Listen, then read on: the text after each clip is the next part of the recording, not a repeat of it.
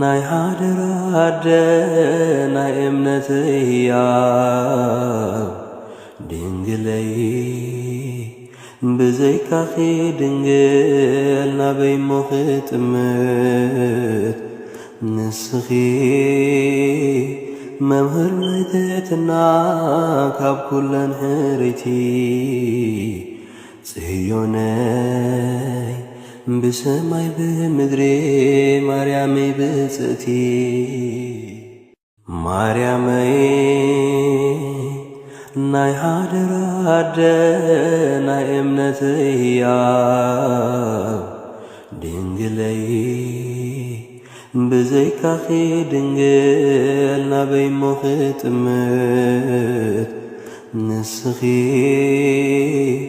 መምህር ናይ ትሕትና ካብ ኩለን ሕረይቲ ጽዮነይ ብሰማይ ብምድሪ ማርያመይ ብጽእቲ